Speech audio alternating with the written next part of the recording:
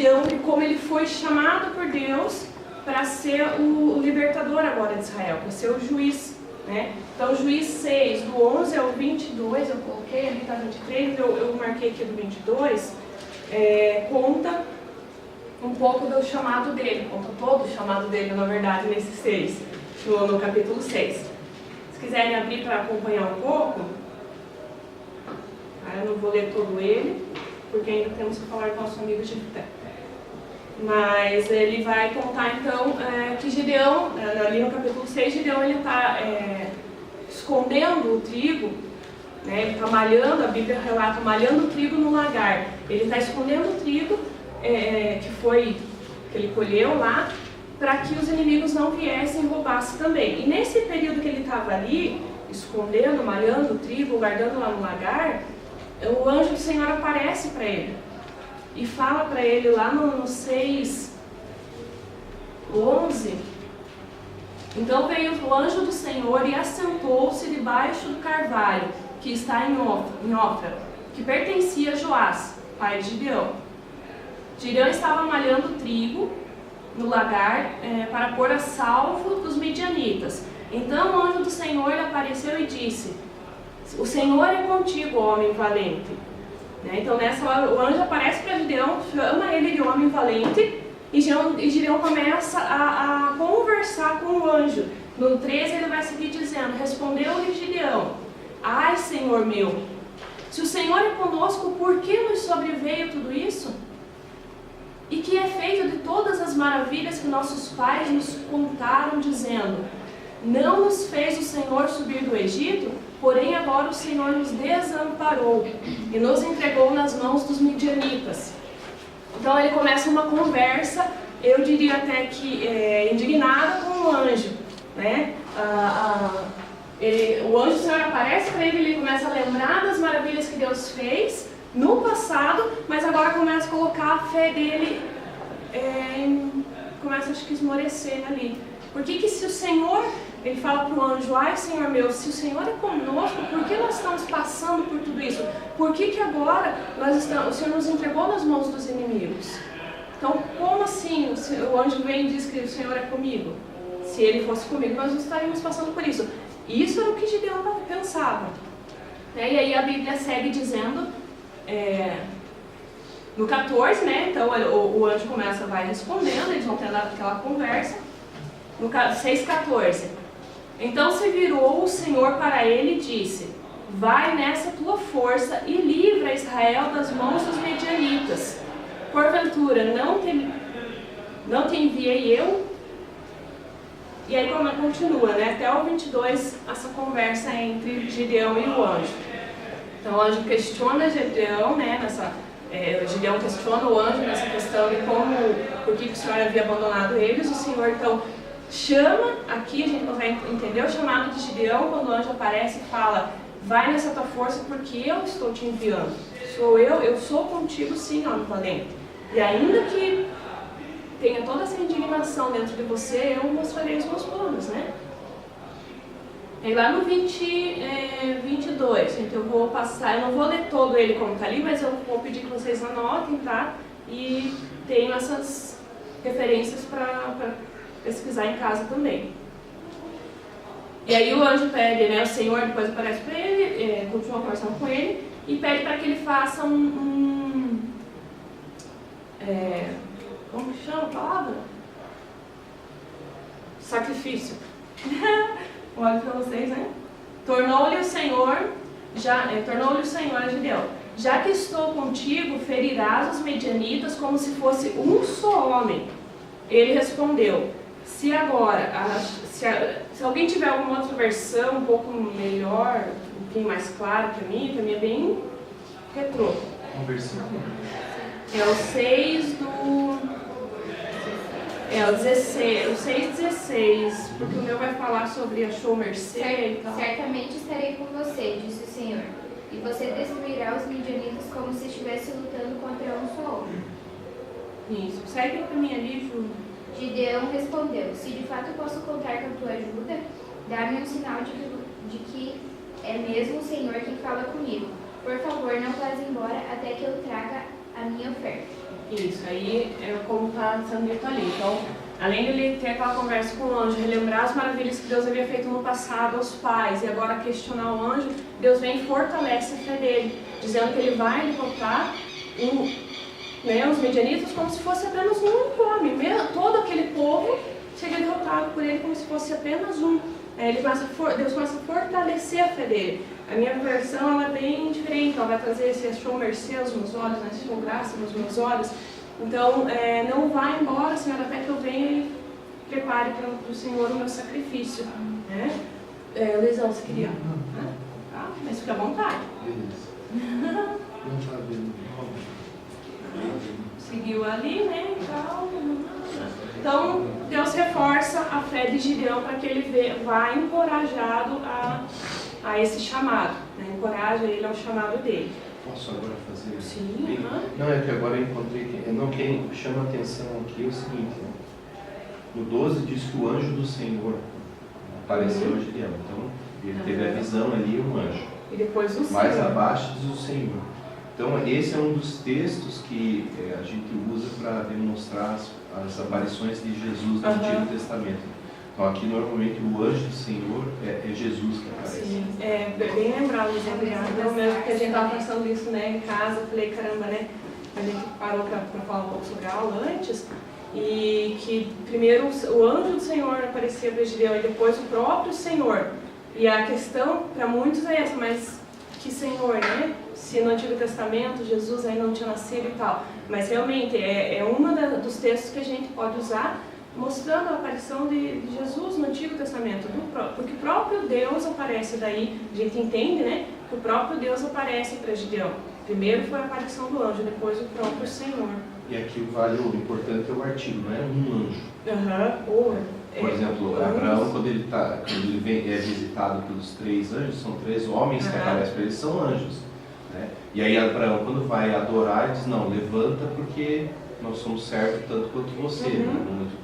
Só que quando é o anjo do Senhor, ele aceita a adoração, porque ele vem trazer oferta. Né? Isso. Então é aí que você começa a distinguir essas aparições do Exatamente. Senhor, mas de forma personificada.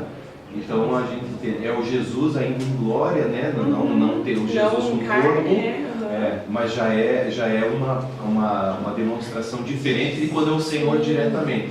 Distingue, pode ver que são, às vezes o Senhor falou, beleza, ele não vê nada, ele só ouve a voz, mas aqui ele vê o homem assentado. Né? Vocês entendem a riqueza disso, gente? Que são pequenos detalhes, às vezes escondidos ali nos versículos, que se a gente não lê atentamente e para meditar na palavra, a gente não extrai essas riquezas. Né? Imaginar, realmente, os anjos, eles não ofereciam sacrifício, não traziam oferta quando era o anjo que aparecia, mas ali ele fala, não vai embora até que eu traga a minha oferta ao Senhor. Né? Que Senhor, só poderia ser o próprio Jesus lá para ele vir trazer uma oferta. Ele não faria isso para anjos. E realmente é o corpo glorificado de Jesus aparecendo para Gideão daí. Então a gente acaba passando por esses detalhes ricos e não extrai nem para nós e nem passa para frente. Né? A gente conversou isso em casa, acabou nem fazendo a anotação, né? Tipo, vamos levar para o povo. Olha a falha, né? A gente precisa extrair isso e passar. Né? Senão fica perdido. Mas Jesus nunca apareceu no Antigo Testamento. Mentira, tá aqui. Aí a gente segue, né? A gente vê então a fé dele ser fortalecida e a gente não pode passar. A gente segue em Juízes 6 ainda, só que do 23 ao 35. Quem quiser abrir já para ir acompanhando, vai falar sobre o encorajamento, o preparo e o poder que Deus traz então para Gideão. Lá no 6, do 23 ao 35, Gideão refaz a aliança com Deus. Quando ele edifica ali um altar para Deus, depois a Bíblia vai seguir contando que então ele destrói o templo de Baal, a estátua lá, o ídolo de Baal, que o povo começou a adorar e os midianitas adoravam, e aí o povo vai atrás dele para querer matar Gideão. E o pai dele vem e defende, né, colocando em xeque o poder de Baal. Se de fato esse ídolo é Deus, então ele mesmo vai se defender, ele mesmo vai se proteger e vai matar Gideão. E não acontece. E aí depois ele vai lá, então, prepara, levanta, né? Deus ordena que ele levante um altar ali. Tá? Vamos ler para a gente entender melhor? Do 6, do 23 ao 35. Se quiserem ler cada um pouco, para não ficar puxadão. Vou achar aqui 23. Aí Gideão percebeu que era Deus, né? Daí ele fala, né? Pobre de mim, que eu vi a face de Deus e tal. Daí, no 23 lá. Fique em paz, respondeu o Senhor. Não tenha medo, você não morrerá. Então Gideão construiu um altar para o Senhor naquele local e chamou de Javé Shalom. Até hoje o altar está em Ofra, no território do clã de Abiezer. Naquela noite o Senhor disse a Gideão: tome o segundo touro do rebanho de seu pai, aquele de 7 anos. Derrube o altar que seu pai fez para Baal e corte o poste da deusa Aserá, que fica do lado do altar. Depois construa um altar para o Senhor seu Deus no alto dessa colina, arrumando todas as pedras com cuidado. Sacrifique o touro sobre o altar como holocausto e use como lenha a madeira do poste da deusa Aserá que você cortará. Até 35. Gideão levou 10 de seus servos e fez o que o Senhor mandou, porém fez tudo de noite, com medo que sua família e que o povo descobrisse. Logo cedo, no dia seguinte, quando os habitantes da cidade começaram a despertar, alguém descobriu que o altar de Baal havia sido derrubado e que o poste da deusa Aserá, do lado dele, tinha sido cortado. Em seu lugar havia um novo altar, sobre o qual estavam os restos do touro sacrificado.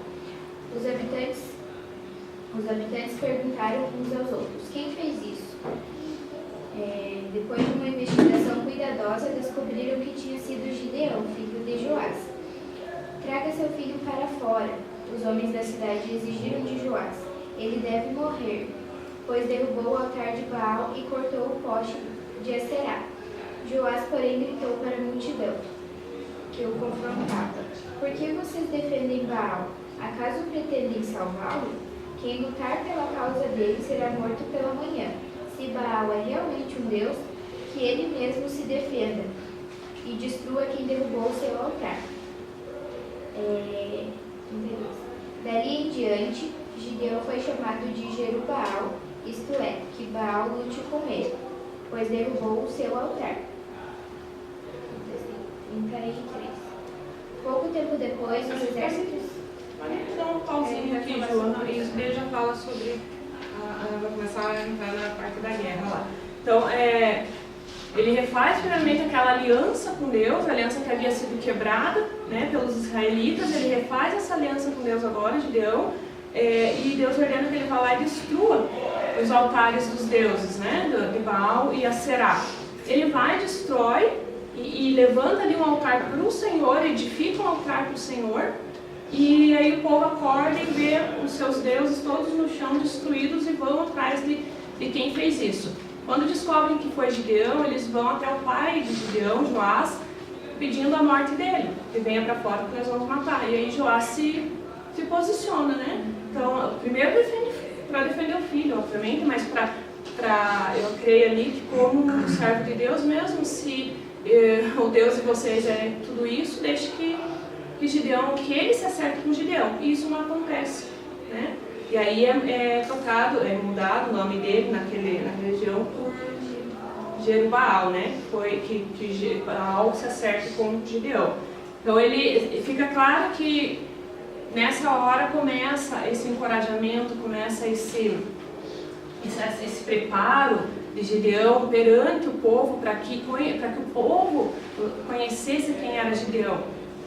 Porque um pouco antes vai dizer, lá no início, a Bíblia vai dizer assim, Gideão falando, né, do Senhor, não sei se antes ou se a gente vai passar ali, mas quem sou eu, Senhor, para que tome os medianitas, para que destrua o inimigo? A minha família é a mais pobre de toda Manassés, e eu sou o menor dos filhos da casa do meu pai. Então quem sou eu para ir lá e destruir os medianitas?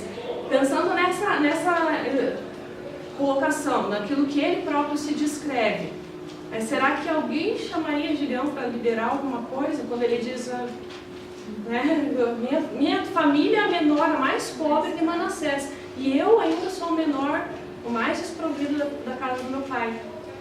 Então, será que alguém chamaria Gideão se nem ele mesmo acreditava nele? Para liderar uma coisa, quem dirá para vencer o inimigo todo, para vencer todos os midianitas, matar e tudo mais.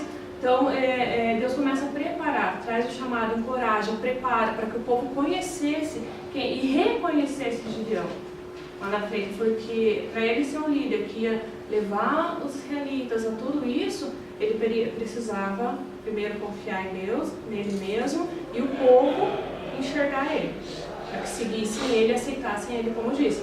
Engraçado ver que no início ele se coloca dessa maneira: eu sou o menor dos menores, eu sou totalmente incapaz de fazer algo nesse gênero do que o Senhor está me chamando. E lá no final, a gente vai ver ainda, o povo reconhece ele de tal maneira que chama ele para governar Israel. Deus já passava por isso. Às vezes a gente tem medo de assumir o nosso chamado. Às vezes a gente tem medo de dizer um sim para Deus quando Deus vem e fala, né? Como dar aula na EBD não é assim tão simples às vezes. Eu confesso que no início era pior para mim, era bem mais difícil. Hoje em dia eu me sinto um pouquinho mais à vontade, mas a gente sempre tem aquele friozinho na barriga, aquele medinho. Mas assim, quando a gente é convidado para fazer algo, a gente começa a se questionar, né? Será que eu sou capaz disso? De fato, eu não sou capaz. Mas o Senhor que eu sirvo vai me capacitar, porque Ele me chamou. Se Ele me chamou para fazer, Ele vai me capacitar, porque Ele não vai permitir que eu passe vergonha ou que a obra dele não seja concluída. E assim foi com Gideão e é com os dias de hoje ainda.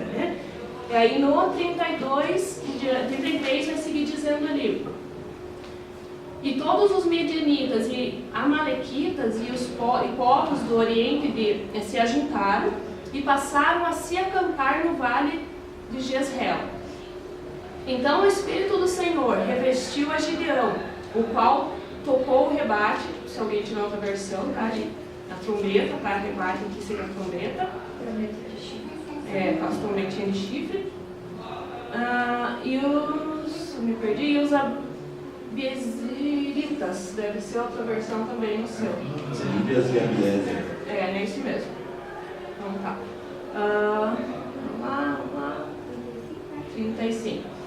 Então enviou mensageiros por toda Manassés, que também foi convocada para o seguir, e enviou ainda mensageiros a Aser, a Zebulon e a Naftali, e saíram para encontrar-se com ele. Então ele manda agora os mensageiros por toda Manassés e todas essas outras tribos citadas ali, e para que se ajuntem a ele. Os mensageiros começam a avisar daquilo que Gideão vai fazer, do que é necessário ser feito. E o povo começa a se acampar ao redor, vir de encontro a ele para lutar junto.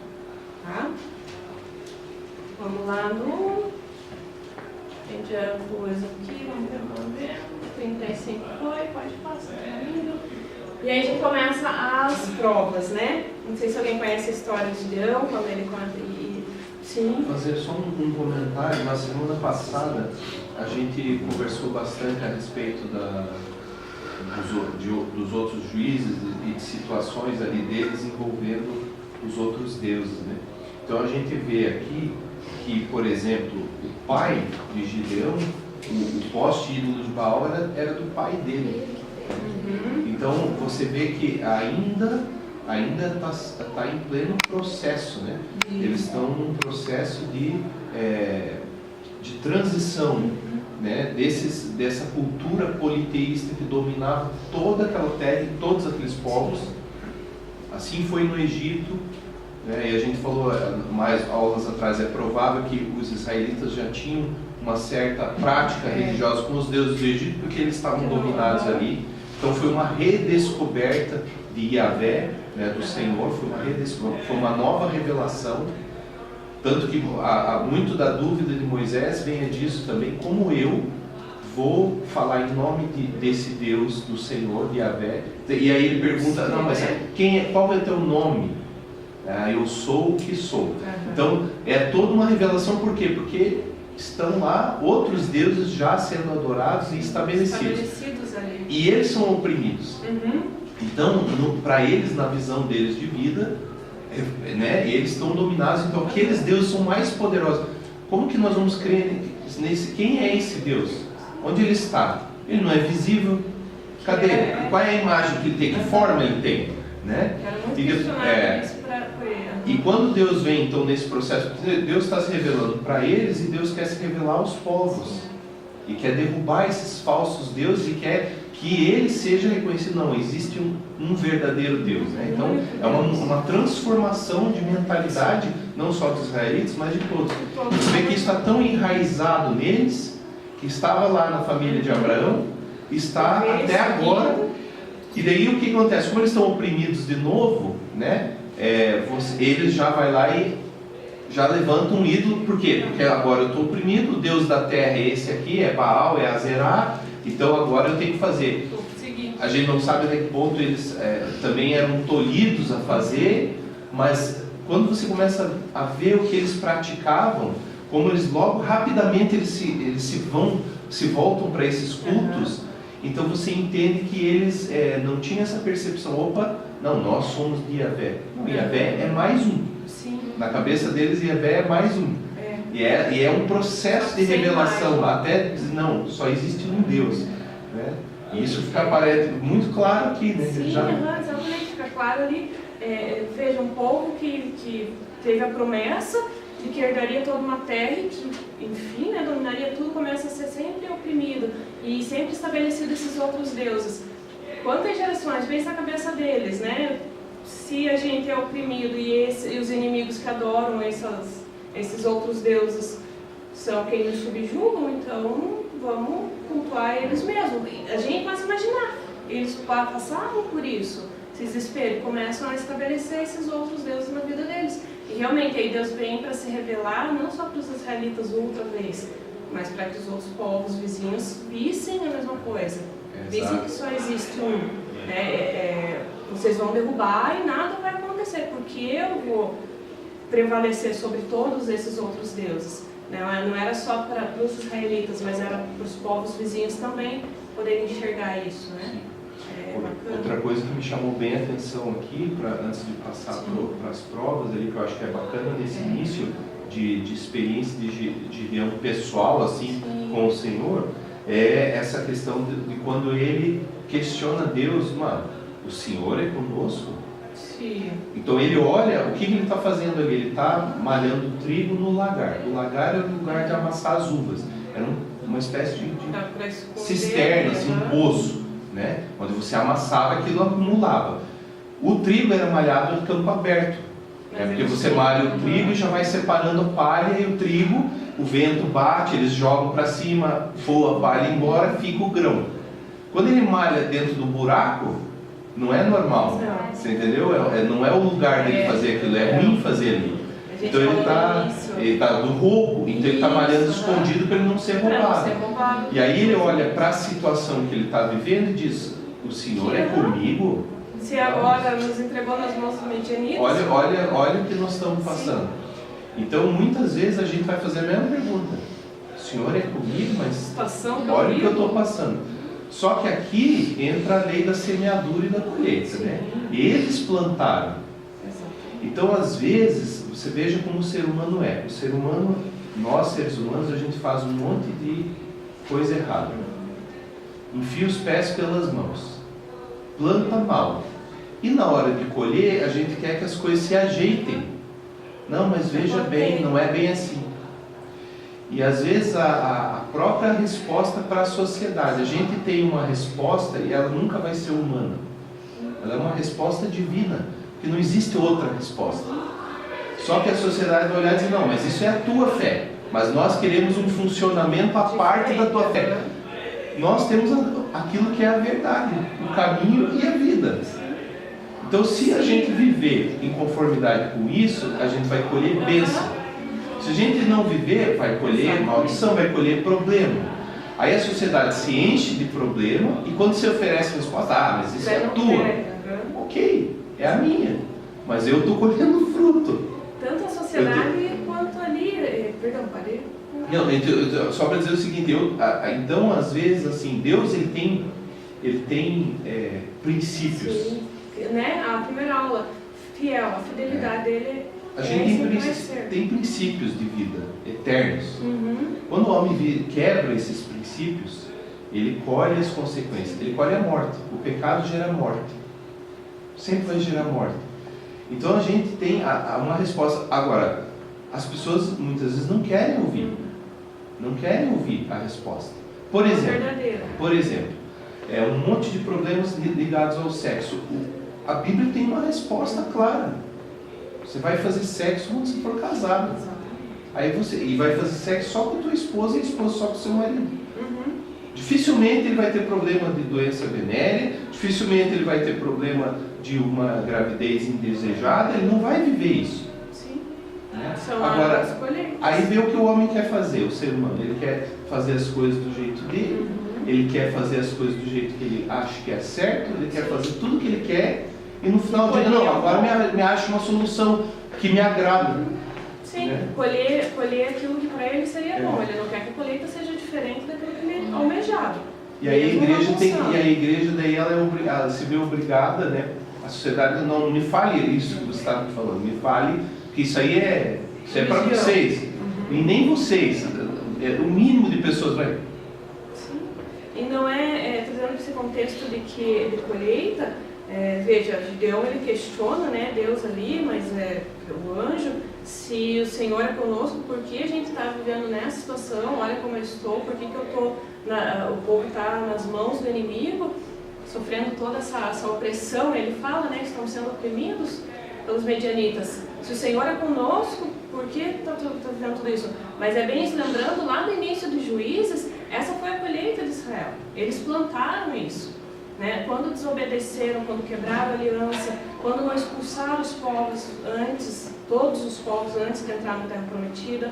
Então é uma consequência. Então quer dizer que agora, tudo bem, foram os pais que, né, foram as gerações anteriores que erraram, mas eles seguiram também no mesmo erro. Mesmo Deus trazendo sempre um novo libertador, ensinando tudo de novo, eles escolhiam mais uma vez errar. Iam lá e adoravam e se misturavam com o pecado.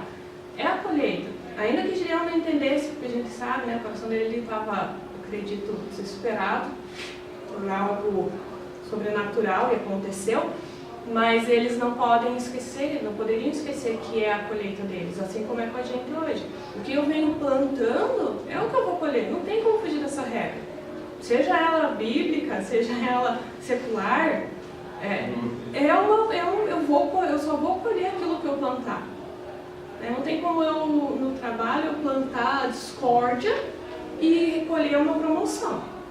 Ainda que eu venha colher uma promoção, pisando em alguém, eu vou ter consequências lá na frente. Ainda que eu venha conquistar qualquer coisa baseada em mentiras, eu vou ter problema lá na frente, eu vou ter que dar conta disso. Isso na nossa vida secular. Trazendo ela para a nossa vida espiritual não é diferente. O que eu venho...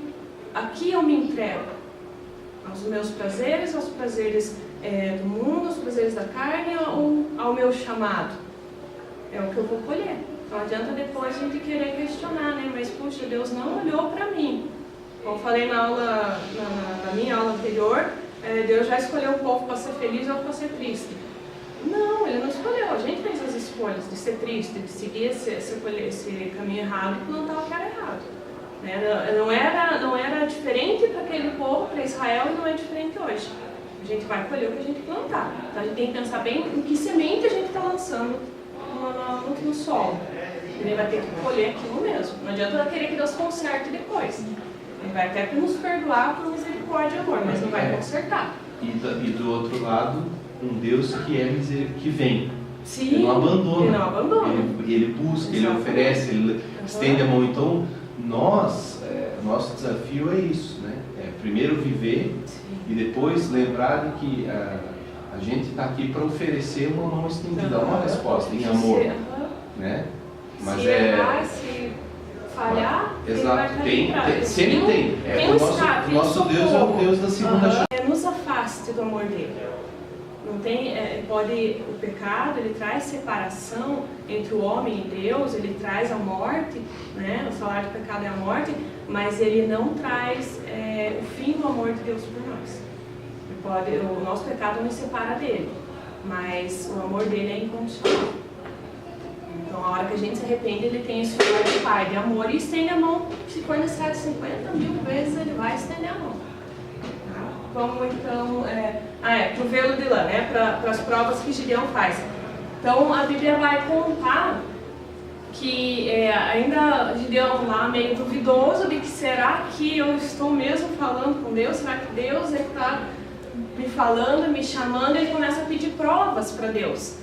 Né? E a primeira prova a gente sabe, a Bíblia conta da história de Gideão, que ele então fala: Senhor, se é Tu mesmo que vem falando comigo e me chamou, então que ao amanhecer eu vou colocar aqui um novelo de lã, um velo de lã, e ao amanhecer que o orvalho tenha caído, tenha molhado só a lã, e todo o restante da terra ao redor esteja seco. E Deus faz assim, vai lá e mostra, né, dá a resposta dessa prova que Gideão queria. E quando Gideão acorda e vai olhar a lã, realmente a lã está molhada pelo orvalho e a terra está seca. Mas ainda não muito firme, muito seguro, ele pede uma segunda prova para Deus. E agora ele inverte, ele fala: então, Senhor, não se ire comigo, mas eu preciso de mais uma prova. Então, que agora na manhã seguinte a terra toda esteja molhada e só a lã esteja seca do orvalho. Gideão vai lá, coloca a lã e de manhã cedo a lã está sequinha, o orvalho não cai sobre ela, mas a terra toda ao redor está molhada. Aí a gente fica pensando: nossa, mas Gideão quis fazer prova de Deus, quem ele pensa que é, né? Então ele desconfiava de Deus, ele não estava confiando no Senhor. Eu acredito que não, era o contrário, né? Não é que Gideão não confiava em Deus, mas ele não confiava nele mesmo. Então tem a história de novo Gideão está cercado de uma questão de aceitação. Ele não acreditava nele, no potencial, na capacidade, enfim, não acreditava. De repente, será que Deus está falando comigo? É coisa da minha cabeça. Porque a gente tem disso até hoje, né? Será Deus que é o Senhor falando comigo? Ou será que é coisa da minha cabeça? Né? Será que esse chamado é para mim mesmo? Será que é eu só que estou imaginando isso? E aí a gente Gideão pedia provas para Deus. Então, será que eu posso provar a Deus hoje em dia? Será que eu posso pedir uma prova? Será que a gente faz isso hoje em dia? A que ponto é possível ou não possível fazer? É interessante a gente pensar nisso, porque estava falando com a Ju, né? Eu vejo que Gideão ele não duvidava de Deus, ele duvidava do entendimento dele. A gente faz isso, né? Às vezes a gente fala: Deus é o Senhor mesmo falando comigo. Né? Não é porque eu estou duvidando do Senhor, mas eu estou duvidando da minha capacidade de compreender Ele, de entender Ele. Será que não é coisa da minha cabeça? Será que eu não estou me confundindo? Então o Senhor me dá uma prova. Né? Vamos seguir então no Juízes 6, do 36 ao 40. Luizão, você pode ler para a gente, por favor? Eu vou só parar aqui. Acho que eu atrapalho você com essa senha paga, né? 36 ao 40? Isso, é muito bacana. Então Gideão disse a Deus: se vais realmente livrar Israel por meu intermédio, como prometeste, atenta para isso. É esse texto mesmo que você quer ler? Do texto da prova, né? Isso, da prova. Atenta para isso. Porém, uma porção de lã na eira, se o orvalho molhar somente a lã e todo o chão em volta estiver seco, então saberei que livrarás Israel por meu intermédio, como prometeste. E assim aconteceu. Ao levantar-se de madrugada, no dia seguinte, ele torceu a lã e espremeu dela o orvalho, que encheu uma tigela. Mas Gideão disse a Deus: não se acenda contra mim a tua ira, se eu te fizer mais um pedido. Permite que eu faça só mais um teste com a lã. Peço-te que somente a lã fique seca e que o chão em volta se molhe com o orvalho. E Deus fez assim naquela noite, pois somente a lã estava seca e o chão em volta estava molhado com o orvalho. O relato da prova que ele faz com a lã. E é bacana ver a humildade que Gideão fala, né, para Deus. Não permita que a sua ira venha sobre mim, mas me permita que faça mais um teste com a lã. Ele tem aquele temor de provar Deus, não é chegar e encostar Deus contra a parede. Eu não tenho esse direito, ainda como filho, servo, eu não posso encostar Deus contra a parede. Não é esse tipo de prova que Gideão está fazendo, o que a gente deve fazer. Mas é humildemente, com temor a Ele, eu chegar e pedir uma prova. né? Se o senhor me permite, posso pedir que o senhor, né, me confirme que é isso mesmo? É o que Gideão estava fazendo e é o que a gente pode fazer e deve fazer até hoje, né? Vamos lá, seguindo, que ainda temos Jefté. Então, depois dessa prova do novelo, dessa passagem do novelo com Gideão e Deus ali, da Adalã, Deus ele começa a preparar os seus guerreiros, né? No 7, do 2 ao 7, vai falar sobre os 300 homens que permanecem para a guerra, né? Eram cerca de 32 mil homens, mais ou menos. Na primeira vez, Deus ele já fala com Gideão e diz, olha, vai até o povo e diz que aquele que está com medo, que fique, que vá embora. E naquela leva ali já se vão 10 mil, né, Ju? Já se vão em torno de 10 mil homens, vaso, ficam mudos, vão embora. Estou com medinho, vai para casa mesmo. E foram para casa. E ficam 22 mil homens. Então Gideão tá tudo legal, né? Vou derrotar os caras. 22 mil, tô que tô.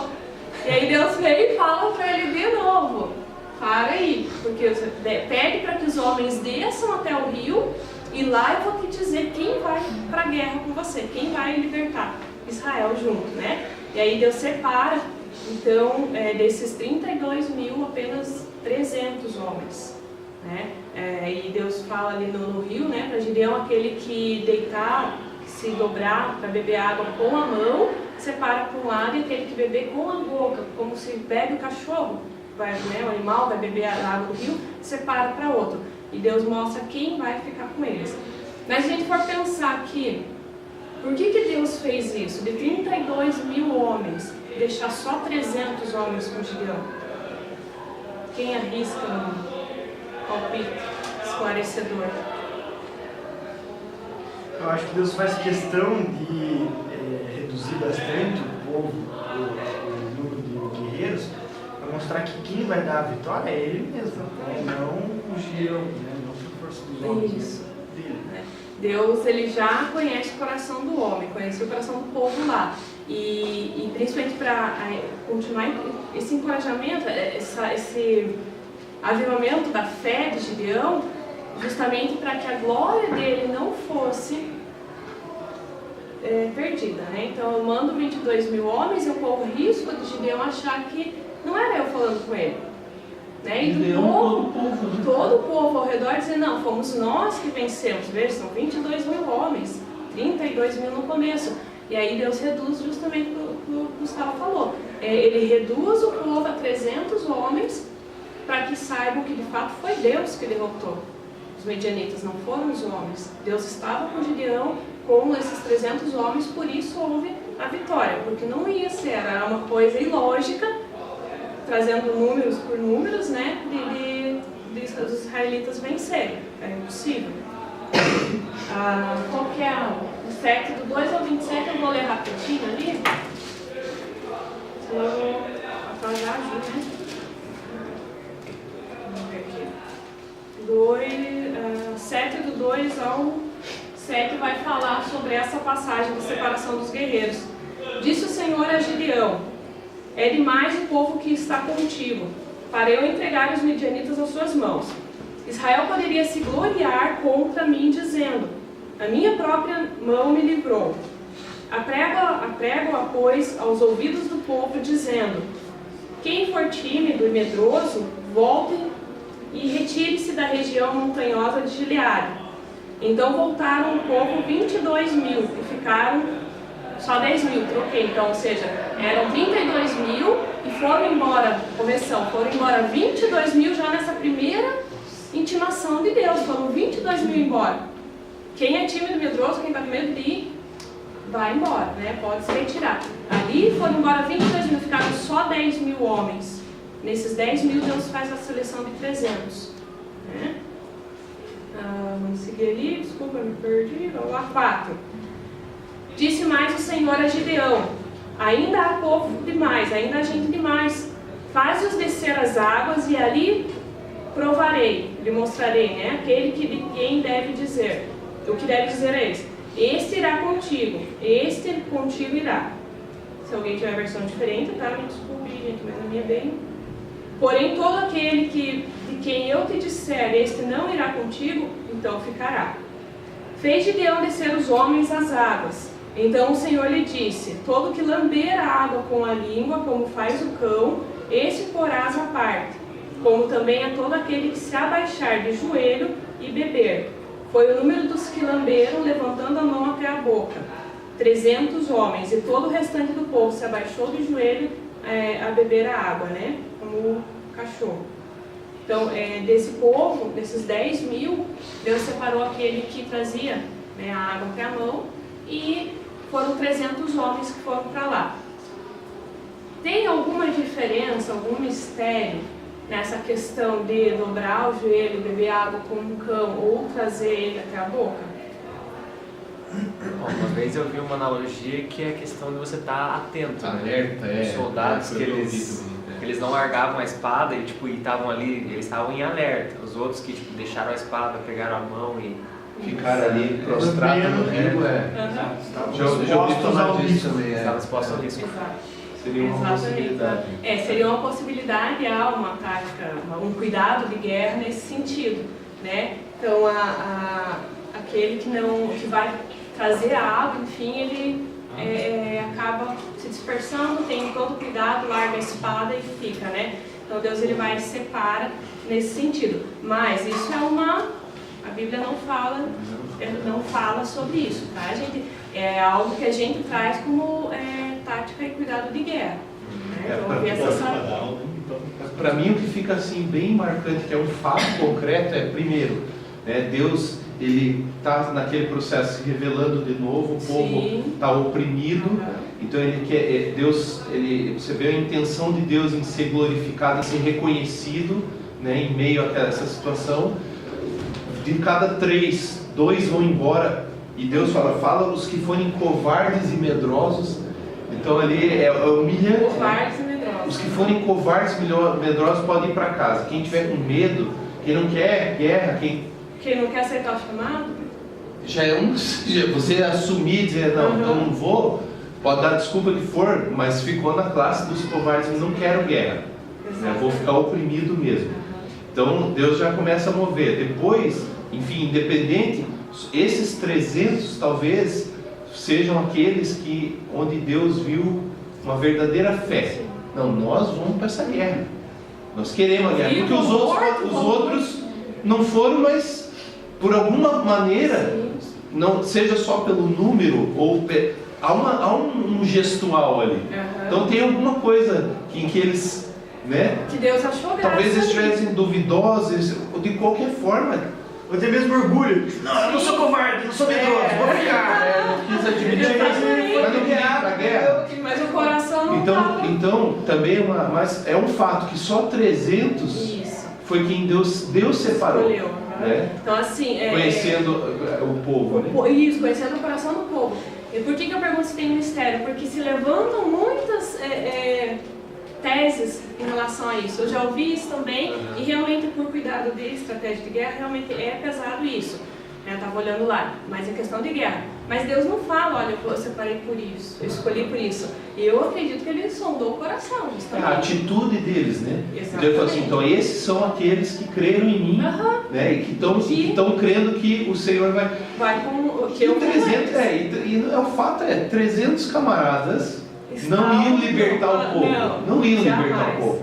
Né? É incrível ver que Deus reduz, e reduz mesmo, e acho que, poxa, 300 não vão libertar, vocês vão morrer ali, porque não tem lógica, não tem como vocês vencerem. Mas eu vou separar vocês para que vejam o meu poder, para que vejam que eu sou Deus, o único e verdadeiro Deus que vai livrar vocês de tudo isso.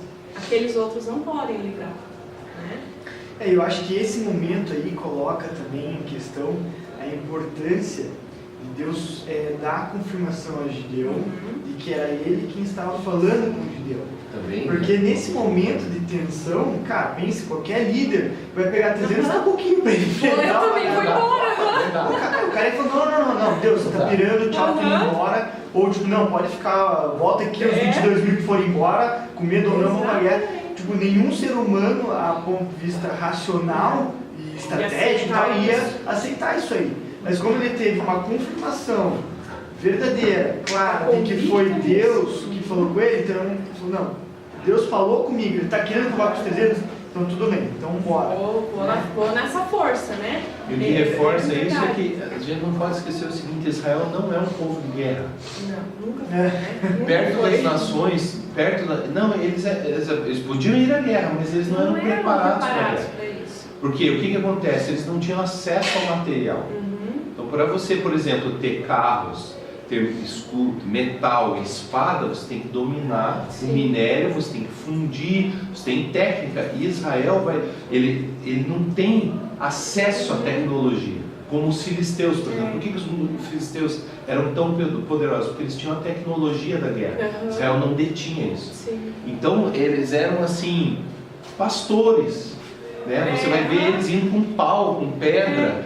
Não é um exército forte. Ele está se fortificando, é verdade, porque agora das batalhas ele está aprendendo, ele pega os despojos, ele começa a ter material da guerra que ele colheu, ele começa a ter ouro, prata, começa a ter um domínio, mas aqui ainda está em transição. Então eles estão semi-saídos da condição de escravo do Egito. Quando eles entram na terra, eles têm um monte de pedaços de pau na mão, talvez algumas espadas, mas eles não tinham assim um armamento pesado. Então as vitórias, elas são miraculosas. E é justamente para Deus mostrar que era Ele livrando o povo, não era um homem. Vocês são poucos, nesse caso de Gideão, e ainda nos outros casos vocês nem são guerreiros, nem são soldados. Vocês não têm preparo, vocês não têm armamento. Ou seja, ou vocês vencem por mim ou vocês morrem. E a gente vê toda a história de Juízes reafirmando isso. Se não era Deus com o povo de Israel, eles morriam as mínimas. Iam permanecer subjugados e iam morrendo.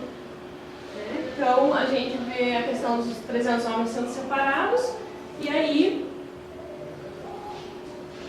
vai descrever a batalha, foi o que a gente falou agora. Tá? Então, se quiserem anotar para ler essas passagens em casa, não é a gente ver que foi o que a gente estava relatando até agora. Então tudo isso descreve a guerra, como ela foi, como que Gideão mata então os reis de Midian, e assim se segue. Nesse último ponto ali de Juízes 8, do 22 ao 27, eu quero chamar um pouco a atenção de vocês. Do 8 ao Juízes 8. Deixa eu tomar 10 segundos. Sim. 10 segundos, desculpa. Mas só para a gente reforçar. Olha o versículo 12. Os midianitas, os amalequitas e todos os outros povos do leste cobriam o vale como uma multidão de gafanhotos. E os seus camelos eram inumeráveis, como a areia da praia do mar. A visão que ele teve foi de um povo, era muita gente. E eles com 300 cavaquinhos lá. Provavelmente com os 32 mil eles não iam dar conta. Nem com os 32 mil. Nem com os 32 mil é possível que eles não dessem conta. É incrível. Nessa guerra, nessa tomada de Gideão, nem com os 32 mil dariam conta. Era muita gente do povo inimigo. Não tinha como vencer. Mesmo assim, ele fica com medo e o Senhor fala para ele, né? Desce até lá com o teu ajudante e escuta o que eles estão falando, viu? E eles mesmos dizem, falam assim, não, eu sonhei que o pão rolava, e daí eles falam assim, a espada de Gideão que veio acabar com o nosso exército. Exatamente.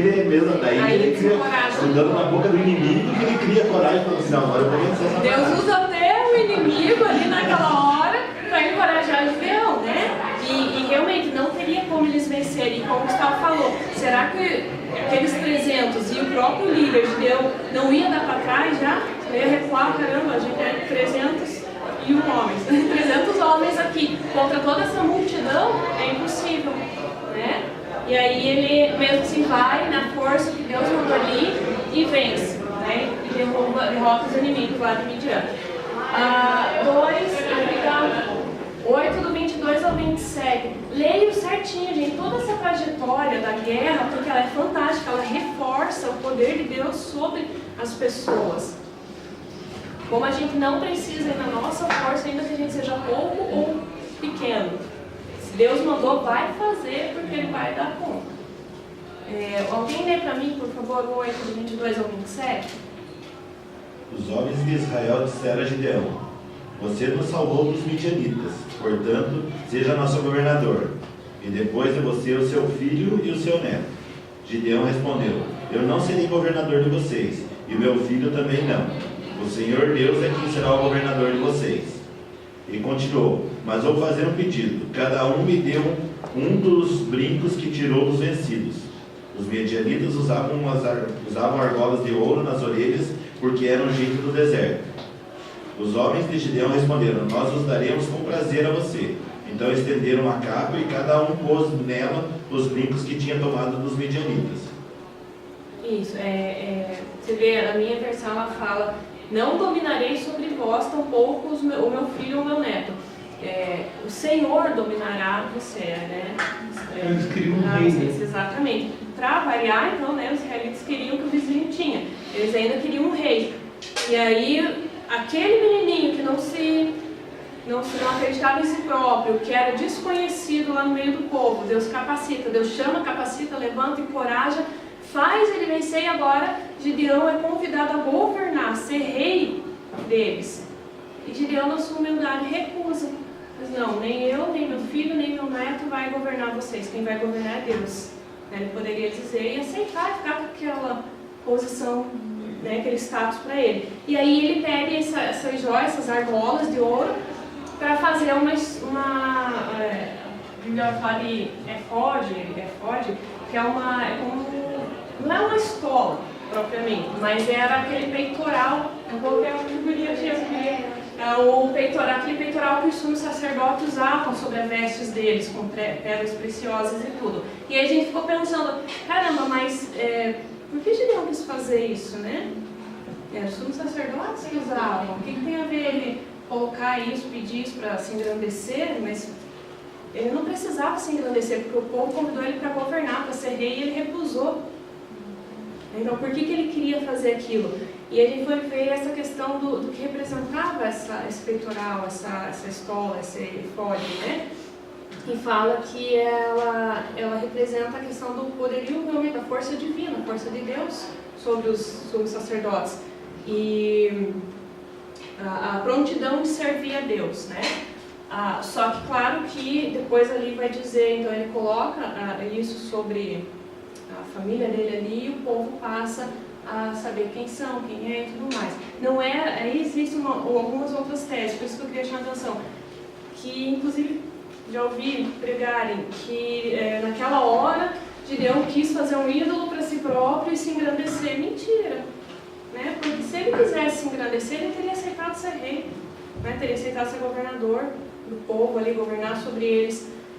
E se diz em alguns lugares que ele então quis tomar aquilo como se fosse o cara, né? Então agora vem aqui, vou pegar todo esse ouro aqui, vou fazer um peitoral brilhante para mim, como os sacerdotes usam.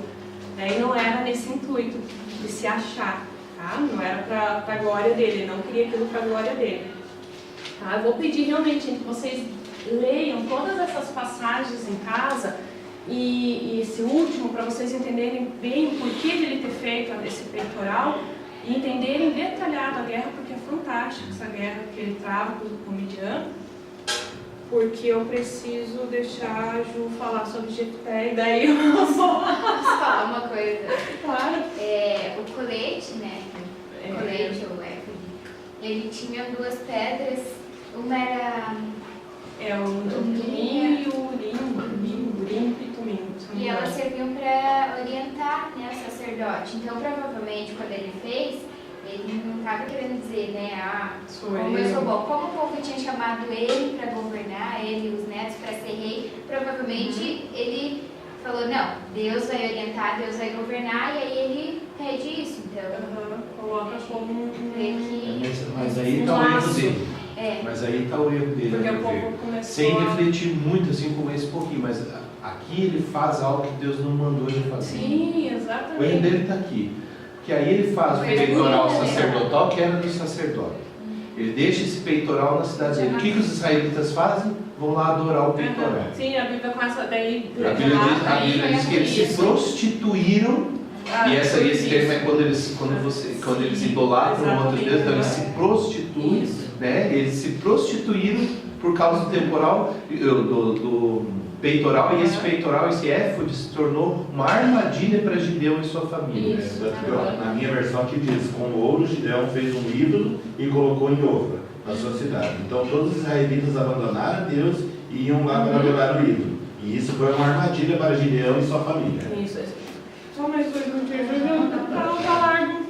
Não, mas é importante isso, Sim, porque então assim, fica ó, isso aberto, para sabe? mim é isso. Deus, às vezes, olha como é que a coisa é. A gente é usado por Deus. E aí quer fazer um a gente, pouquinho como a além. gente tem que guardar, né? como eu tenho que guardar meu coração.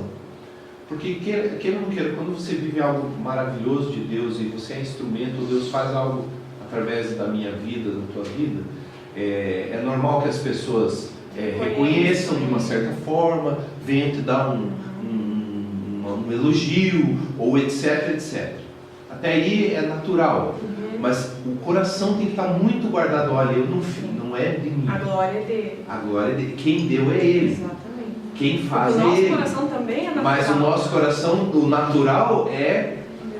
E isso aí se tornou uma armadilha, porque se tornou o símbolo, né? Na cidade dele, né? Ele fez, ficou uma referência humana ali, né? E tirou a glória de Deus.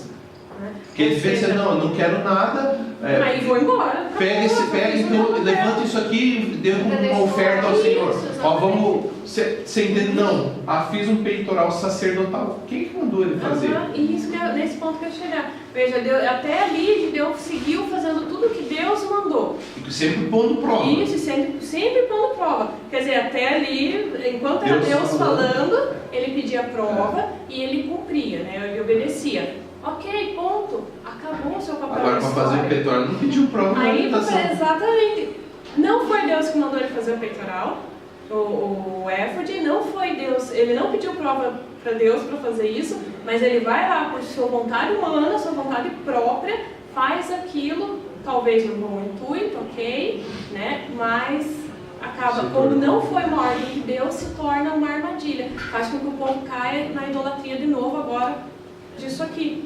Então, quer dizer, ele segue toda a sua trajetória, todo o seu chamado bem, e no finalzinho, por querer agir sozinho e não na ordem de Deus, ele vai lá e estraga tudo. Isso é sério, né?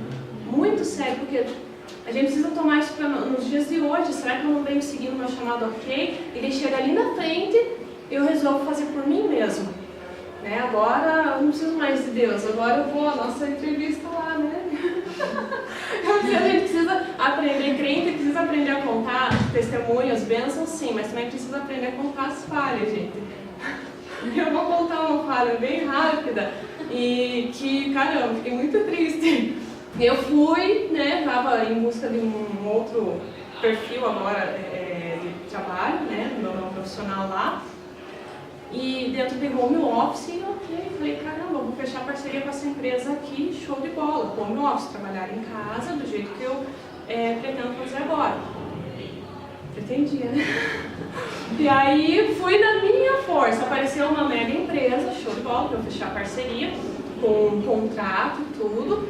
Um detalhe riquíssimo ali, que era para eu trabalhar em casa, eu ia receber vale-refeição e tudo mais, trabalhar em casa, né? Comer em casa, não tem necessidade. Tudo que eu precisava, tudo que eu tinha pedido, né, em oração, esperando. Passei por várias etapas, etapa online, videoconferência, então tinha toda essa, eles queriam tanto presencial quanto online para testar a gente em tudo. E eu passei em todas as etapas, todo o processo seletivo. No final ficou só, na última etapa, ficou eu e uma pessoa. Eu sei do meu currículo, né? Eu sei da minha capacidade humana, no meu currículo, na minha profissão. E aí na última entrevista, na última que era para fechar mesmo, ele não está aqui, vamos assinar o contrato, eu fui cheia de mim mesma, e com o meu currículo. Peguei meu currículo lindo e fui. Agora se consagra. Agora eu me consagro, estou indo. Agora se consagra. Gente, estava tudo. A empresa tinha me adorado, eu tinha adorado a empresa, nos bons sentidos, ninguém se prostrou a ninguém. Mas, né, um gostou do outro, teve tudo aquilo. E era o que eu queria, né? Era o que eu já havia visto. E eu sigo na minha força, no últimozinho. Até então eu vinha seguindo com Deus. Deus, estou indo para mais uma. Deus, vai comigo fazer essa videoconferência. Deus, eu preciso gravar um vídeo, vamos junto. Eu preciso fazer esse teste, esse aqui. E Deus ali comigo. No último, que já estava tudo ok, era só para bater o martelo, assinar o contrato, eu fui sozinha. Aí eu não pedi para Deus vir comigo, né? E cheguei lá muito pomposa, muito cheia de mim, muito certa de que aquilo já era meu, porque de fato eu creio que era para ser, né? Deus já tinha me dado todas as orientações. E saí de lá, estava eu e depois a outra pessoa esperando para eles terem também um tempo ali com ela. Saí dali daquele café com eles e muito pomposa, legal. Ai meu, já ganhei, já conquistei. Era o último diretor que eu estava conhecendo ali e tal. Aí no que eu saí, que eu fui atravessando a rua. Gente, vamos atravessar a rua, eu nem cheguei em casa. Na mesma hora, Deus falou no meu coração, testificou claramente: a vaga não é mais sua. E eu falei, nem é Deus falando. Você não ouviu? Calma lá. Agora sou eu. Vai acordar agora. Só faltou começar a repreender Deus. Deus não. Deus está repreendido em nome de Jesus. Tá repreendendo. E ele falou, não é sua mais. Daí eu falei, não, mas na minha cabeça. É minha, né? Ó o diabo querendo colocar coisa na minha cabeça. E fui. Gente, eu terminei de atravessar a rua e falei assim, não é sua. E você só perdeu ela por esse motivo. E me apontou o motivo. Ele não me apontou bravo nem nada. Mas ele mostrou pra mim aonde eu tinha errado. E foi quando eu saí de casa, que as 2 vezes que eu pus o pé pra fora de casa, eu pensei, caramba, eu não orei ainda. Não, mas eu vou orando no caminho. E aí antes de sair do portão, eu tive aquele estado de novo. Mas eu não tive aquele mesmo tempo com Deus, antes de ir. Não, mas eu vou tendo no caminho. Ele falou, já não preciso mais. Não preciso, você não precisava mais de mim. Mas aquilo que eu tinha para te dar era meu para te dar. Se você não precisa de mim, não tem por que você ficar falando. Eu falei, não, mas... Não. Ainda queria contestar. Vai que eu só estou pensando besteira. Vou para casa, vou esperar. Olha Deus dando a segunda chance, né? Vou esperar a resposta. Que esperar a resposta, querido? Vai dobrar o joelho, vai se arrepender e pedir perdão para Deus. E eu não fiz isso. Eu não fiz isso. Eu continuei esperando no homem. Em mim e no homem. Não, eu vi que eles gostaram. Nossa, eles super gostaram. Meu currículo encaixa perfeitamente no que eles querem. Na minha experiência, eu tenho bagagem nisso, então vai dar tudo certo. E eu não orei dizendo, Deus me perdoa, porque eu não trouxe o Senhor na última etapa. E aí ele mostra, você errou, eu não fiz isso, né? E aí ele mostra, olha, você errou numa pequena coisa, né? Depois de eu ter deixado ele fora do barco, ele ainda me mostra na hora que eu falei com o cara e a hora que eu errei. Aquele pequeno verso lá me fez perder a vaga. Né? Você não se atentou àquilo que eu ia te mostrar para se atentar. Né? Você deveria ter tomado atenção nisso, você não tomou. Por quê? Porque não me levou junto, porque eu ia te mostrar esse pequeno detalhe que você deveria ter comentado. E eu não comentei sobre esse detalhe, e aí uma semana depois eu tive a triste resposta. Né? Olha, foi uma decisão muito difícil, mas não sei te explicar o porquê, mas a gente ficou com a outra candidata. Eu pensei, eu sei explicar porquê. Tudo bem, porque eu sei, porque perdi, gente. Perdi aquilo que eu mais queria naquela hora, que ia fazer tudo acontecer. Mas estou agora num novo processo, Deus está no controle total, né, gente? Amém? Então a gente vai falar sobre Jefté agora. Todo mundo conhece, assim, mais ou menos por cima. Então, Jefté, eu vou tentar falar bem rapidinho, assim. Não, mas fique tranquilo. Jefté, ele foi filho de Gileade com uma prostituta. Então, ele foi primogênito de Gileade, porém ele era bastardo porque foi concebido fora do casamento.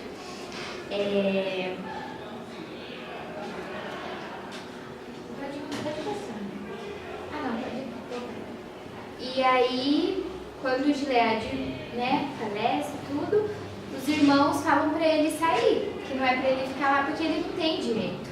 Mas ele tem direito, né, por herança, tudo, como ele era filho também, como ele era o primeiro, né, antes dele, dos outros filhos. Mas aí o que ele faz? Ele pega e foge, ele vai para a terra de Tobi.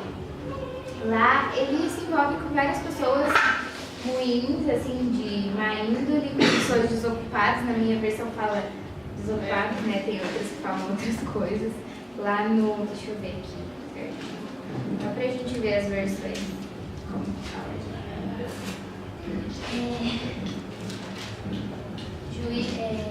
Juízes 11,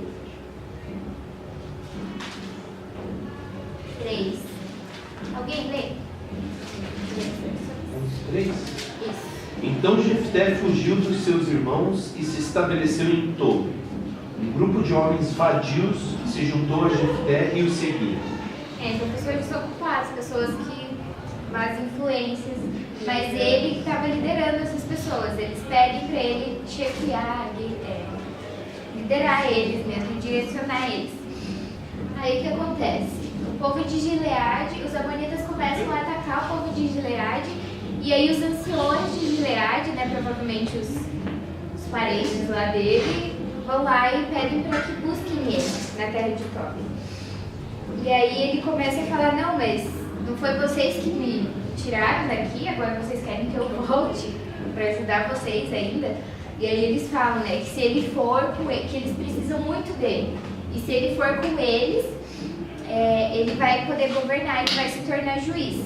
E aí ele aceita, né, tudo perante Deus, né, ele é erguido como juiz perante Deus, perante o povo lá, né, daí explicam para o povo a situação, né, essa negociação, digamos assim. E aí ele vai.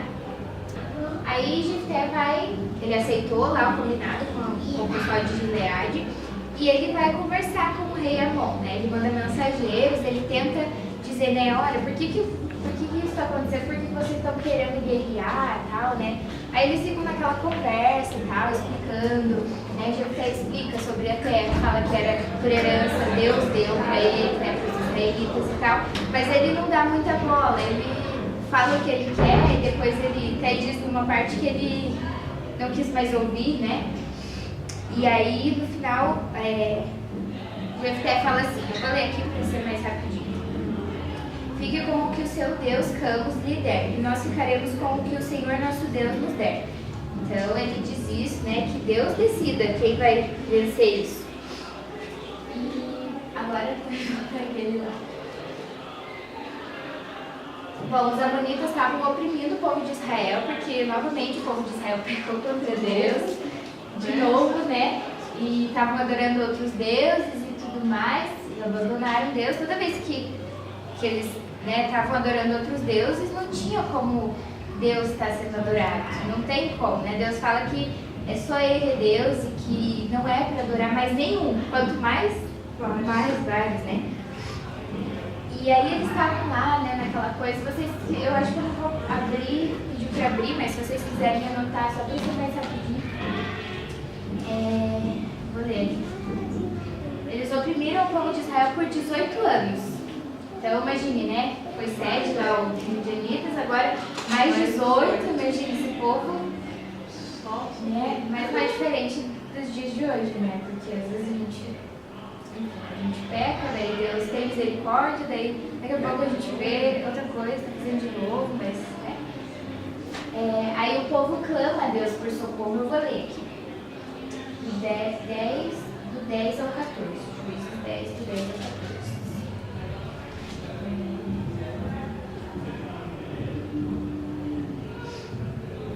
Por fim pediram socorro ao Senhor. Pecamos contra ti, disseram, pois abandonamos o nosso Deus e servimos a imagens de Baal. A gente vê que eles reconheceram o que eles fizeram. Então não adiantava eles, né? Ai, Deus nos perdoa, tal, né? O povo lá clamou a Deus lá do Gideão, lá. Eles clamaram, mas eles não falaram, olha, né? Pecamos contra ti, fizemos isso. Aqui eles falam, olha, pecamos contra o Senhor, eles reconhecem isso, é um arrependimento que eles reconhecem, e a gente precisa dar nome para os nossos não, né, mas para os pecados, né, porque senão fica aquela coisa meio que tentando justificar. Então precisa dizer, eu pequei, eu fiz isso, eu fofoquei, eu menti, por isso que eu estou colhendo, né, por isso que isso está acontecendo, então a gente precisa dar nome. E vou terminar de ler. O Senhor respondeu, acaso não os livrei dos egípcios, dos amorreus, dos amonitas, dos filisteus, dos sidônios, dos amalequitas e dos maonitas? Quando eles oprimiram vocês, vocês me pediram socorro, e eu os livrei. E, no entanto, vocês me abandonaram e serviram a outros deuses. Por isso não os livrarei mais. Vão e clamem aos seus deuses, que vocês escolheram, que os livrem nesse momento de angústia. Aí o povo de Israel, né, insiste lá. Mas os israelitas suplicaram ao Senhor: sim, pecamos, castiga-nos como te parecer melhor, mas livra-nos hoje do nosso inimigo. Então, eles se desfizeram dos deuses estrangeiros e serviram ao Senhor. E ele teve compaixão por causa do seu sofrimento. Então a gente vê que eles tiveram também uma atitude, não adiantava eles ficarem, ai, Deus nos perdoa, tal, né, aquela coisa, e tá lá ainda os outros altares, os outros deuses. Então precisa derrubar para erguer o altar de Deus. Não tem como ter o altar de Deus como o de outros deuses, né? Então precisa ter só o de Deus. E eu coloquei ali, precisa desse giro de 180 graus. Eu tava conversando com ele, eu falei, nossa, 180 graus e tal. Por que não 360? Porque 360, vou fazer, mas ele é inteiro, então ele não muda de direção. Ele não muda de direção. Fica aquela coisa. Além de perder tempo girando, volta no mesmo lugar. Fica na mesma coisa, fica repetindo a mesma coisa. Agora de 180 você vai fazer metade. Então você vai mudar de direção. Isso aqui já foi. Não tem como continuar. Então precisa disso, precisa dessa mudança de atitude, de pensamento, né? Toda vez que a gente peca contra Deus, a gente precisa assumir. Vou contar bem rapidinho uma situação. É um pecado, né? Vou confessar um pecado, na verdade. Eu tenho não, em nome de Jesus, Deus está trabalhando. Mas eu tinha muito problema com atraso. Então, era muito complicado. E Deus foi trabalhando e tal. Mas assim, se eu tenho uma coisa para fazer e eu não anotar, eu esqueço. Isso é falta de responsabilidade. E por muito tempo eu ficava, né, eu chegava atrasada, eu falava, ai fulano, eu me atrasei porque, olha, eu tava fazendo isso e aquilo, e aí não deu tempo. Adianta eu falar isso pra fulano? Não adianta. Justificar, né? A gente não precisa, pra Deus a gente não precisa ficar justificando, né, porque Jesus já foi, né, já pagou o preço. E aí eu ficava nessa, porque eu fiz isso, eu fiz aquilo, né, e é muito mais bonito você chegar e falar, olha, né, eu fui responsável mesmo, eu anotei. E realmente, aí eu tive uma situação essa semana. É engraçado que a gente começa a viver o que a gente está preparando para dar aula, né? Muito, assim, na semana, uma semana antes, no mês, né? E aí eu tive uma situação que eu tinha marcado com uma pessoa só que eu marquei assim em cima da hora. E eu até pensei, bom, vou anotar para não esquecer. Mas eu não anotei, eu falei, depois eu anoto, tal, né? Aquela coisa, falta de responsabilidade. E aí eu acabei esquecendo de ir. Que coisa vergonhosa, que coisa feia. Essa pessoa não foi. Eu não fui, entendeu? Então, quando eu percebi, engraçado agora, né? Mas na hora eu fiquei assim, muito nervosa. Quando eu percebi isso, eu falei, nossa, meu Deus, eu não acredito que eu fiz isso, Deus e tal. E aí eu fui falar com a pessoa, né? A gente tinha passado 1 hora. E eu fui falar com a pessoa, falei, olha, não tem nem como ir agora e tal, né? E pedir perdão, tudo, né? E aí eu fui começar a falar para a pessoa, olha, né, no telefone, mas aconteceu isso e aquilo, eu estava fazendo isso e aquilo.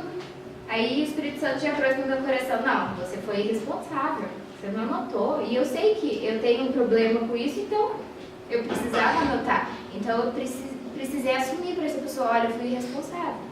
Assim a gente precisa fazer para Deus. Olha, Deus, eu fofoquei, eu menti, eu pequei, eu deixei para fazer depois, não fiz.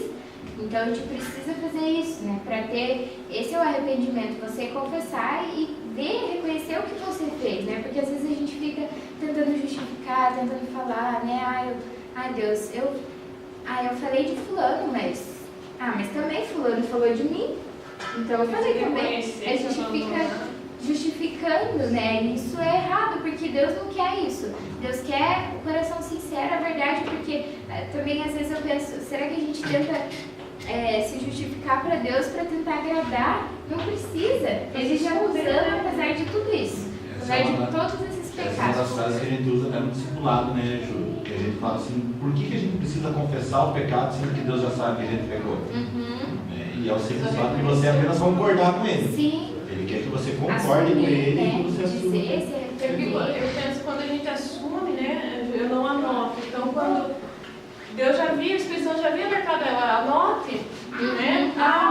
Não vou anotar, tipo, eu não vou orar, depois eu vou orar no caminho. Eu vou lembrar, eu tô melhorando, Deus tá Eu trabalhando vou isso melhorando, aqui. mas Deus já estava alertando, né? E aí eu não faço o que ele faz, né? Falou, acho que esse reconhecer ou não reconhecer que eu sou pecador é o destruir altares. Né? Então eu destruo esse altar e levanto aquele que o Senhor está me mostrando. Eu destruo meu altar de autossuficiência, eu destruo meu altar de negligência, de justificativa, porque há uma diferença entre a justificativa e a justificação.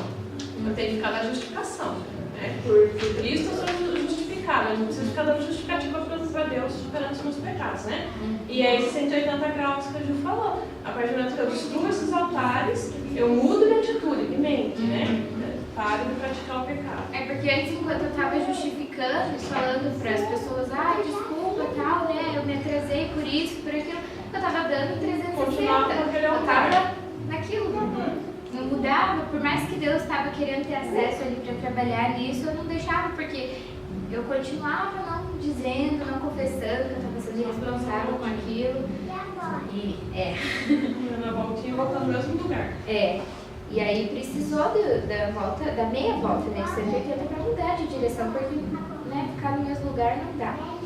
Eu tô passando meio rápido, agora a gente vai falar sobre algo bem polêmico. Todo mundo conhece a história do voto de Jefté e tal, todo mundo já leu, mais ou menos.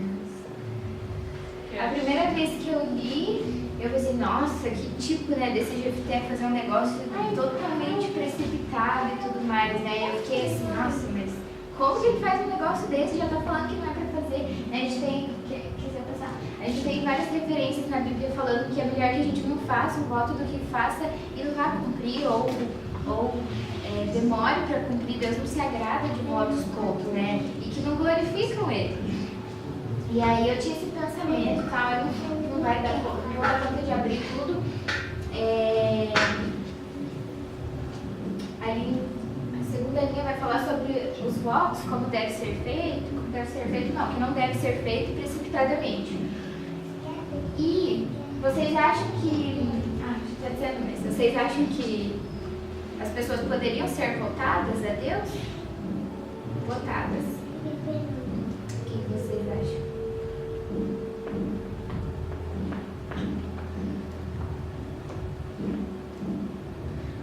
Votada como no sentido nesse sentido?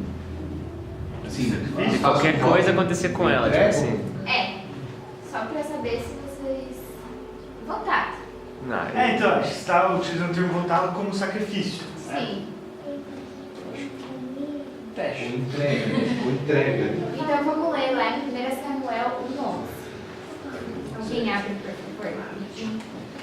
Daí outro já abre Deuteronômio 12:31.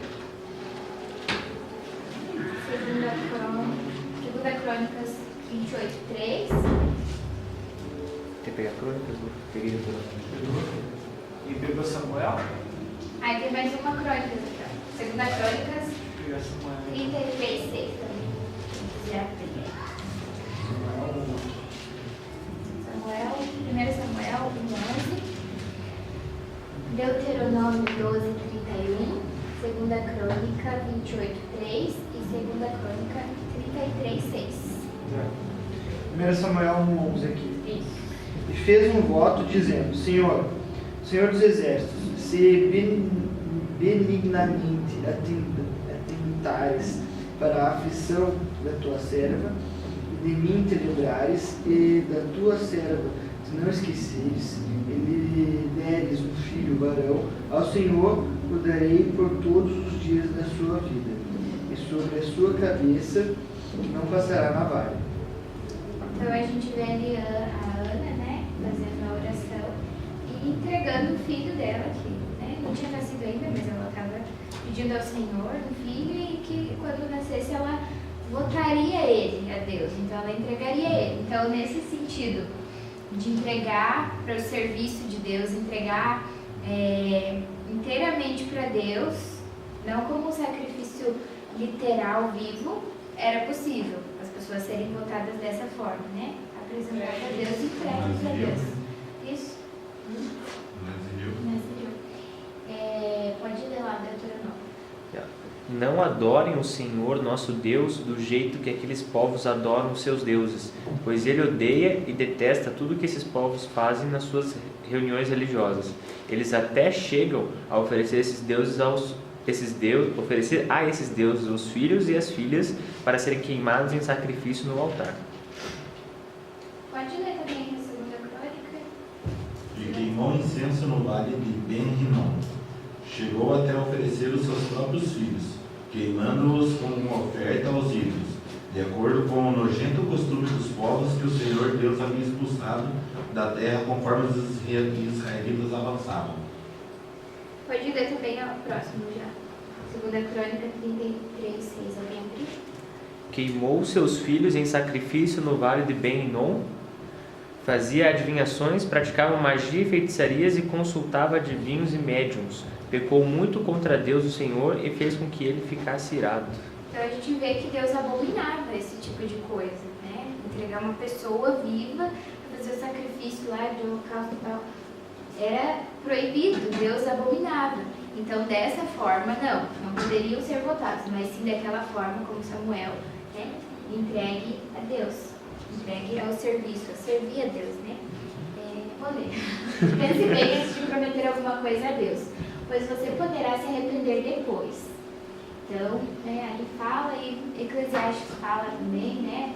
Acho que em outros provérbios fala também, Deus não se agrada de votos tolos, Ele se agrada das pessoas sábias, né? Ele ama o sábio. E uma perguntinha pra gente refletir. Você já fez algum voto precipitado a Deus? Não preciso responder, né? Lógico, mas Fica no ar. fica no ar, respeito o que eu digo. Assim, se a gente for parar para analisar, Jefté ele não foi tão precipitado. Quando eu li a primeira vez eu pensei, nossa, né? Que sem juízo. E se a gente for parar para ver, quando os irmãos dele mandaram ele embora, né? Mandaram ele sair de lá, ele poderia ter, sei lá, brigado, xingado, discutido, né? Feito o que fosse. Mas ele pegou e saiu, né? Ele pegou, beleza, vou sair, né? E quando eles voltaram, pediram ajuda dele, né? Ele também poderia ter falado, não, vocês me tiraram daqui, então eu não vou, e pronto, né? Mas não, ele pega, ele conversa, ele vê, né, o que vai acontecer, como vai ser feito. E aí ele decide ajudar eles. E aí ele vai conversar com o rei Amon, ele já não parte para a guerra. Então a gente vê que ele não era tão precipitado como a gente pensa que era, né? E o fato dele ter entregue, né, depois fala lá que a filha dele saiu e ele lamentou, né, ele ficou muito triste, ela também, mas ela disse para ele cumprir o voto e falou para ele, a gente vai ler porque não vai dar tempo. E ela fala para ele deixar ela ir chorar, né, com as amigas tal, por 2 meses, chorar pela virgindade dela, né. Então ele sabia que ou sairia a filha ou sairia a esposa. Ele não disse que ele tinha animais, e mesmo que tivesse, os animais não eram domesticados, não era de ter dentro de casa, né? Uma ovelha, uma vaca, sabe? Então não teria como ele pensar, mas vai ser um animal, né?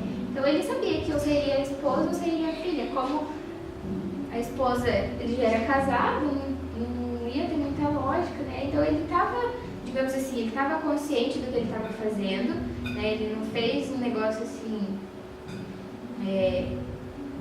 sem pensar, porque também fala que o Espírito de Deus veio sobre ele naquele momento, e aí após isso ele já fez um voto ali com Deus. Então não é um negócio precipitado, né? Eu vi desse outro ponto de vista que não foi assim tão precipitado. E realmente ele quis entregar a filha, ele, né, optou por isso, ele sabia as consequências, ele sabia que ele só tinha uma filha e que se ele entregasse ele não teria geração. E isso naquela época, né, era muito importante, né, para os homens, porque era a partir dali que ia ser geradas as próximas gerações, né, os descendentes. E para finalizar, alguém pode abrir? Pode colocar.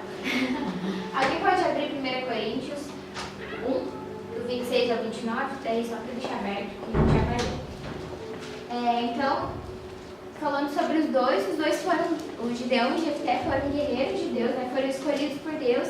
Eles poderiam ter desistido, eles poderiam ter falado, mas, né, olha a minha situação, né, eu sou filho de uma prostituta, sou bastardo, né, tô aqui, os meus irmãos me tiraram de casa, se envolvia com gente que não prestava, então, né, o Jefté podia usar isso de desculpa, né, motivos. E Gideão, ele podia falar, não, mas olha aqui, né, ele fala, mas ele não usa isso como impedimento.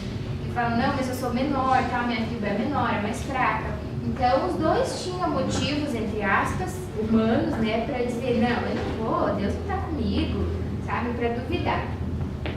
Mas eles foram fiéis a Deus, eles decidiram se posicionar diante disso e perseverar até o fim, né, no que Deus estava falando, né, Gideão ali com as provas e Jefté ali, né, ele vê, Deus coloca ele em outro lugar. No começo ele foi expulso pelos irmãos, né, então imagine que humilhação, ele teve que ir para outro lugar para fugir, né, dos irmãos. E depois ele volta como juiz, governando sobre eles, direcionando, né, e tudo, né, na bênção, entregue a Deus. E os dois foram encorajados por Deus também, né, o Gideão lá, Deus, né, o próprio Deus fala para ele, eu sou contigo, né, guerreiro forte, corajoso. Imagine a gente ouvir isso de Deus, né, vamos estar atento aí para ouvir isso também, para ouvir o que Deus tem falado. Porque às vezes Deus está encorajando, Deus está falando e a gente está lá, não, vou dar meu exemplo. Quando Deus, eu nunca cogitei a ideia de entrar para o ministério de dança, nunca, assim, quando Deus me chamou, a primeira coisa que eu falei foi, eu não sei dançar. A segunda coisa que eu falei foi, eu sou sedentária. Então, a gente fica, às vezes, colocando impedimentos, colocando coisas, Deus está falando, mas eu não é improvável mesmo. Até dar aula, improvável eu estar aqui hoje. Mas é Deus quem capacita, é Deus quem chamou, e Ele não diz, vai lá, tá? Eu só estou te ordenando para ir e você vai sozinha. Não, Ele fala que Ele vai com a gente, Ele promete isso. Então não tem como a gente ser envergonhado, não tem como a gente perder na batalha, né? A presença de Deus foi com eles, né, como eu falei. Então Deus não nos chama para algo que Ele não vai estar. Se a gente faz um negócio, né, igual o Éfode lá, se a gente faz um negócio que Deus não falou, daí Ele não tá, né, lógico, porque Ele não disse, Ele não falou pra gente fazer.